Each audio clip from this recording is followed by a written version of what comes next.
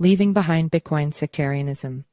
After years of infighting over how to scale the blockchain, the community is again experimenting with ways to turn Bitcoin into a suitable platform to develop on. I've always tended to be heterodox in my beliefs, my social attitudes, and the way I reason outside of scholarly consensus.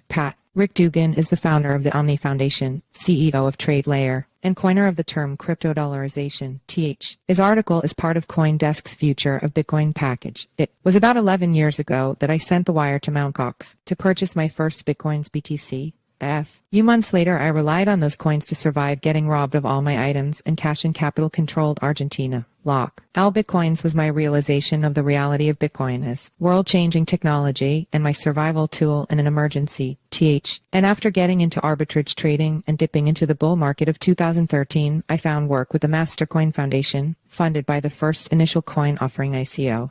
In March 2014, I saw the debate over reactivating OP return as a soft fork, but with a lower 40-byte limit. The argument was that a higher threshold would enable spam. I saw the vehement passion by which the bite-sized conservatives argued and found it perplexing. TTLE did I know that this debate over whether the limit should be 40 bytes versus 80 bytes would continue to snowball into a whole ideological sectarian rift in the Bitcoin community.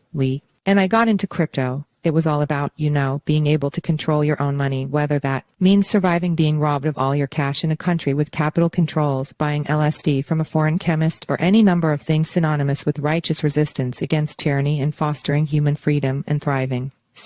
Also, designer drug markets get boosts from crypto, but what resulted in the intervening years has been infighting. In short, the Bitcoin community, since the so-called block size wars, has seen fierce opposition between the pro-data people and the people who want Bitcoin to be a data-light form of digital gold.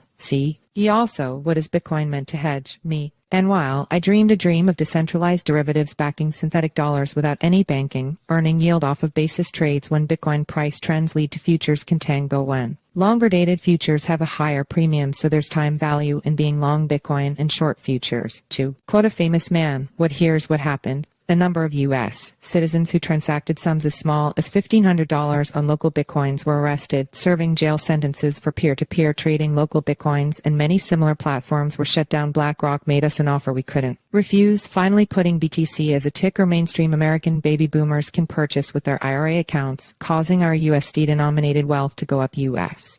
resident participation in most crypto activities became so problematic through tax enforcement complications, knower customer headaches, and increasingly draconian penalties such as the $6,050 $10,000 threshold penalty for sending someone BTC or any other coin, meaning U.S. Bitcoiners became predominantly focused on holding and not using BTC. Stablecoins emerged as the de facto blockchain-based way to transfer value, which started on the Mastercoin protocol, but due to the fees, quickly migrated to Ethereum. U.S. DT on Tron is the category winner. The U.S. for AIN Accounts Tax Control Act, or the OECD's Common Reporting Standards, laid a brush fire to the wildcat offshore banking of the 1990 seconds and early 2000 seconds, leaving us with a world closer to global financial governance.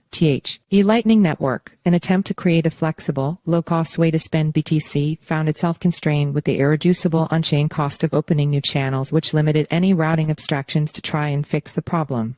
The first major upgrade of Bitcoin network that was acceptable to political consensus since the 2017 SegWit upgrade Taproot got used as a workaround for the 80-byte OP return limit, leading to a renewed burst of NFT trading activity around Bitcoin, driving up transaction fees. This has rankled conservative Bitcoiners who now want to avert any future upgrade for fear of similar ingenuity. Jeremy Rubin, a prominent Bitcoin developer with an alternative way to scale the network, has become the subject of insults and scrutiny as possible agent provocateur for the supposed crime of making a moderately conservative upgrade meant to make Bitcoin more usable, mostly at his own expense, as well as the expensive years of free labor for the team. TVM by Robin Linus is the new Lightning. It's like making a virtual machine out of switches in Minecraft, facilitating peg in peg out without upgrading the core protocol. Jeremy Rubin has volunteered efforts on it, such as flattening arrays. Here is much debate about its limitations despite these Herculean R&D efforts to make a path around the holy mountain of an ossified protocol instead of drilling a tunnel through with a hard fork upgrade. In other words, in the past 15 years that Bitcoin has been around, a number of attempts designed to make the first and most important blockchain a suitable platform to develop on have failed or been resisted by the community. ID the number go up. Y. Ease, yes it did. B. Is Bitcoin any better off? I. T's hard to say. TH. Time has come to honestly ask, did we fail? The Bitcoin community is not significantly closer to having a peer-to-peer medium of exchange reality where access to global liquidity and freedom of commercial association is a universally ensconced human right. A. NDR * enemies * people who hate human freedom are actually closer to attaining the Carroll Quigley dream of a global college of ordoliberal consensus, i.e. a new world order. We're still busy arguing about ways to accomplish things that really could be done very easily with a single fork, but the issue is political and a preponderance of precautionary principle precipitating our placid perversions.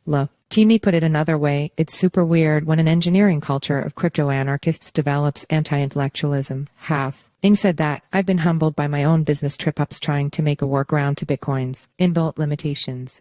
After years of experimenting on Bitcoin and having to rewrite my core software due to an avalanche of tech debt trying to cross-compile with the whole Bitcoin C++ project and many years of boom and bust, I'm finally shipping. I'm shipping on Litecoin first. B. Echoes, hey, Litecoiners are nice people. T. Hey, like me, have been humbled by pain. C. Also, Tether stop support for Bitcoin layer. Omni being humbled by pain did another things to me. It forced me to start practicing gratitude, and that led me back to God, first in a Reconstructionist sort of heretical Catholicism or revisionist Protestant Christianity, and then to a Reconstructionist, Quran-centric Sufi Islam. And one thing I learned from studying religion the last 2 years building in the bear market, you might say, is that human beings love to be sectarian. Love it. T's like our favorite thing.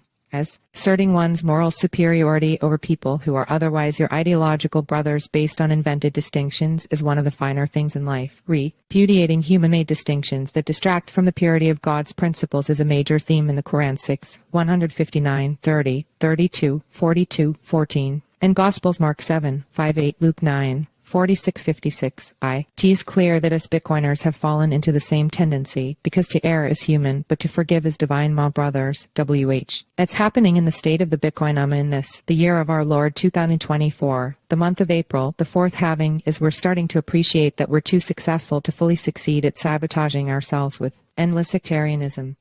Outspoken voices of a purist minority are being eclipsed by the onslaught of new users and capital inflow, and the unrelenting march of innovation by a few brilliant weirdos who are doing things with zero-knowledge proofs, embedding DeFi with workarounds and other hacks to force Bitcoin to work as a medium of exchange that non-hodlers can utilize.